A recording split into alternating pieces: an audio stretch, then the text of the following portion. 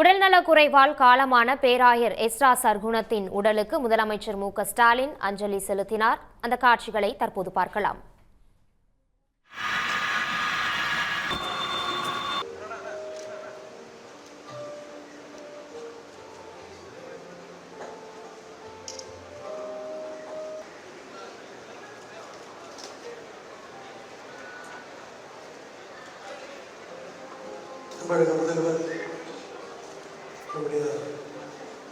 பேராயர் எஸ்ரா சர்குணத்தின் உடலுக்கு முதலமைச்சர் மு.க.ஸ்டாலின் அஞ்சலி செலுத்தியுள்ளார். இது தொடர்பான முழு விவரங்களை எமது செய்தியாளர் அன்புச்செல்வன் வழங்க கேட்கலாம்.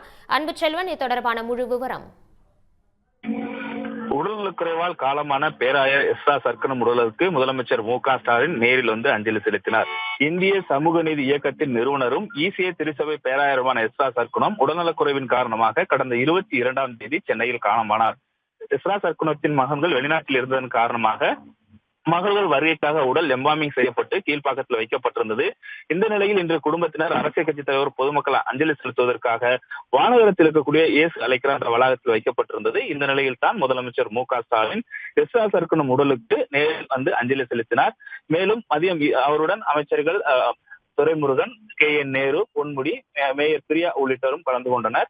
மதியம் 2 மணி வரை வானகரத்தில் இருக்கக்கூடிய இந்த வளாகத்தில் அஞ்சலிக்காக எஸ்ரா சர்க்குணத்தினுடைய உடலானது வைக்கப்பட்டிருக்கிறது. பின்பு மாலை 4 மணி அளவில் கீழ்ப்பாக்கத்தில் இருக்கக்கூடிய கிறிஸ்துவ கல்லறை தோட்டத்தில் உடல் நல்லடக்கம் செய்யப்பட இருக்கிறது. குறிப்பாக தமிழ்நாட்டில் சுமார் 6 லட்சம் கிறிஸ்தவர்கள் கொண்ட சபையாக இவாஞ்சலிக்கல் சர்ச் ஆஃப் இந்தியா அதன் பேராயராகவும் இந்திய சமூக நீதி இயக்கத்தினுடைய தலைவராகவும் இருந்து வந்தவர் தான் எஸ்ரா சர்க்குணம்.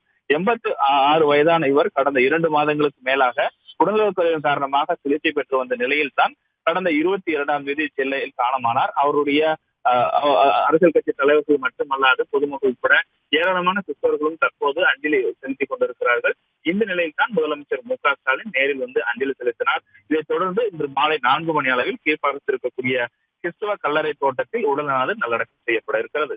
உடனுக்குடன் செய்திகளை தெரிந்து கொள்ள சன் நியூஸ் பெல் ஐகானை கிளிக் பண்ணுங்க.